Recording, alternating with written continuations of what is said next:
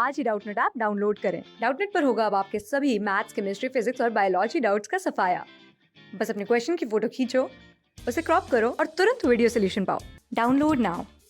इसके अंदर दो स्टेटमेंट दे रखी है। फर्स्ट स्टेटमेंट में बोल रहा है कि vinyl chloride undergo SN1 and SN2 reaction, और सेकंड स्टेटमेंट में बोल रहा है कि allyl carbocation is stabilized due to resonance. तो हमें इन दोनों स्टेटमेंट को आपस में इंटरलेट करके बताना है कि चार ऑप्शन के अकॉर्डिंग कौन सी स्टेटमेंट सही होगी और कौन सी गलत।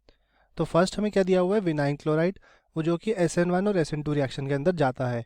तो विनाइल क्लोराइड का स्ट्रक्चर क्या होता है, एक डबल बॉन्ड है और डबल बॉन्ड के साथ ही अगर क्लोरीन ग्रुप अटैच है तो इसे हम बोलते हैं विनाइल क्लोराइड। अब इसकी हमें रिएक्शन SN1 मैकेनिज्म और SN2 डिस्कस करनी है। तो सबसे पहले SN1 और SN2 अगर एक कॉमनली हम बात करें तो कैसे होती है। SN1 के अंदर जो कि न्यूक्लियोफिलिक सब्स्टिट्यूशन यूनिमोलिकुलर रिएक्शन होती है, इस रिएक्शन के अंदर एल्काइल हैलाइड की रिएक्शन होती है, वो जो सबसे पहले हैलाइड ग्रुप को एलिमिनेट करेगा और एक कार्बोकेटाइन जनरेट करेगा। इसके बाद जो न्यूक्लियोफाइल है वो यहाँ से दो साइड से अटैक कर सकता है, मतलब कि अबव से भी कर सकता है और बॉटम से भी कर सकता है। तो इसी वजह से इसके यहाँ जो प्रोडक्ट फॉर्मेशन होती है वो दो प्रोडक्ट फॉर्मेशन होती है। तो एक प्रोडक्ट जो बनता है वो उसको हम कहते हैं कि ये बना हमारा रिटेंशन के साथ, और दूसरा प्रोडक्ट जो हमारा बना उसको हम कहते हैं ये बना हमारा इन्वर्जन के साथ। तो यहाँ पे दो प्रोडक्ट फॉर्मेशन हो रही है, टोटल कह सकते हैं कि यहाँ पे एक रेसमिक मिक्सचर बन जाता है SN1 के केस में। और यहाँ इंटरमीडिएट जो बनता है वो एक कार्बोकेटाइन बनता है, और यही हमारा रेट डिटर्मिनिंग स्टेप जिसको हम RDS भी बोलते हैं। अब SN2 रिएक्शन की बात करें तो SN2 रिएक्शन के अंदर, जिसको हम generally nucleophilic substitution biomolecular reaction भी बोलते हैं, इस रिएक्शन के अंदर पहले स्टेप से ही जो न्यूक्लियोफाइल है वो एल्काइल हैलाइड को पीछे से अटैक करके एक ट्रांजिशन स्टेट जनरेट कर लेता है। और ट्रांजिशन स्टेट बनने के बाद जब ये हैलाइड ग्रुप को बाहर निकालता है तो ये जो प्रोडक्ट फॉर्मेशन करता है वो रिएक्टेंट की कॉन्फ़िगरेशन के ऑपोजिट कॉन्फ़िगरेशन बनती है, जैसे कि यहाँ पे एक इन्वर्जन ऑफ कॉन्फ़िगरेशन के साथ प्रोडक्ट फॉर्मेशन होती है। और यहाँ कोई इंटरमीडिएट नहीं बनता, इसके अंदर एक ट्रांजिशन स्टेट बनती है, और ये जो रिएक्शन है वो सिर्फ एक ही स्टेप में हो रही है। और हमारी जो SN1 रिएक्शन होती है वो दो स्टेप में होती है, पहला कार्बोकेटाइन और उसके बाद न्यूक्लियोफाइल का अटैक, तो ये एक स्टेप हो गया। और इसमें न्यूक्लियोफाइल पीछे से अटैक करके एक ही स्टेप के अंदर रिएक्शन कंप्लीट कर देता है। तो ये तो हो गई SN1 और SN2 मैकेनिज्म। अब हमें विनाइल क्लोराइड की SN1 और SN2 मैकेनिज्म डिस्कस करनी है, और विनाइल क्लोराइड का भी हमने स्ट्रक्चर डिस्कस करा, ये होता है। इसकी हमें रिएक्शन पहले अगर SN1 करे तो SN1 के बाद ये कार्बोकेटाइन स्ट्रक्चर जनरेट कर लेगा।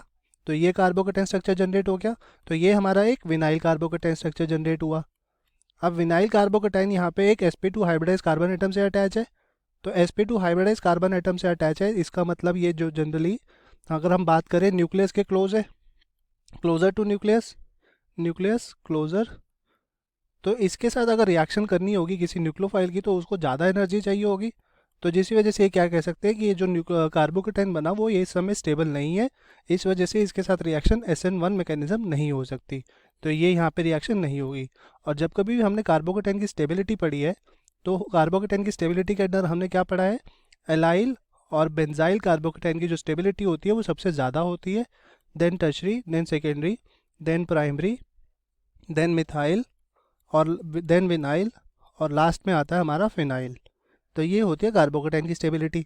अब विनाइल कार्बोकेटाइन स्टेबल नहीं है, जो हमने अभी पढ़ा भी है, तो इसका मतलब इसकी SN1 रिएक्शन नहीं होती, ये SN1 रिएक्शन नहीं देगा। अब सिमिलरली बात करें इसकी SN2 मैकेनिज्म की, विनाइल क्लोराइड की, तो इसका स्ट्रक्चर अभी हमने ऊपर डिस्कस करा हुआ है। ये हमारा ऐसे विनाइल क्लोराइड का स्ट्रक्चर हो गया। अब इसके अंदर जब SN2 रिएक्शन करेगा तो न्यूक्लियोफाइल जो है वो पीछे से अटैक करेगा इस कार्बन एटम के ऊपर और एक ट्रांजिशन स्टेट बना लेगा। तो ट्रांजिशन स्टेट का इस समय स्ट्रक्चर क्या हो जाएगा, CH यहाँ पे Cl, और यहाँ पे न्यूक्लियोफाइल, और यहाँ पे हमारा CH2 डबल बॉन्डेडली अटैच। तो ये ट्रांजिशन स्टेट बन गई। तो इस समय ये ट्रांजिशन स्टेट देखें तो इसके अंदर sp hybridize carbon atom generate हो गया, ये हमारा sp hybridize carbon atom generate हो गया जो कि अनस्टेबल है। और यहाँ पे न्यूक्लियोफाइल और क्लोरीन की वजह से यहाँ पे स्टेरिक हिंड्रेंस भी जनरेट हो गया। तो steric hindrance sp hybridize carbon atom की वजह से ये जो कंपाउंड है इस समय अनस्टेबल है, जिसकी वजह से ये रिएक्शन भी फॉरवर्ड कंडीशन में नहीं जाएगी, मतलब कि SN2 रिएक्शन भी नहीं देगा विनाइल क्लोराइड। तो जो हमारी फर्स्ट स्टेटमेंट थी बोल रहा था कि विनाइल क्लोराइड जो है वो SN1 और SN2 मैकेनिज्म देता है, ये स्टेटमेंट जो है वो इनकरेक्ट है। अब हमें नेक्स्ट स्टेटमेंट देखनी है। तो नेक्स्ट स्टेटमेंट के अंदर क्या दिया हुआ है, allyl carbocation stabilize due to resonance. अब एलाइल कार्बोकेटाइन का क्या मतलब है वो बात करें तो सेकेंड स्टेटमेंट है हमारी।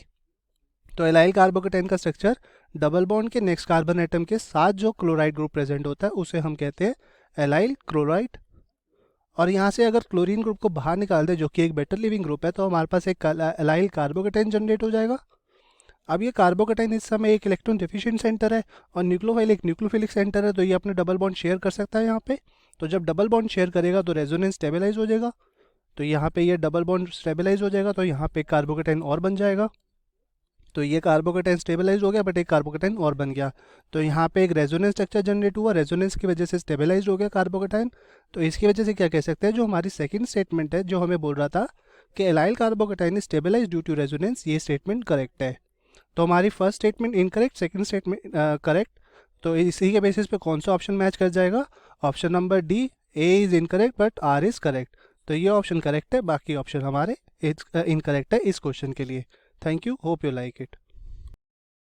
क्लास 6 से 12 से लेके नीट, IIT, JEE मेंस और एडवांस के लेवल तक 10 मिलियन से ज्यादा स्टूडेंट्स का भरोसा। आज ही डाउनलोड करें डाउटनेट ऐप या व्हाट्सएप कीजिए अपने डाउट्स 8400 400 400 पर।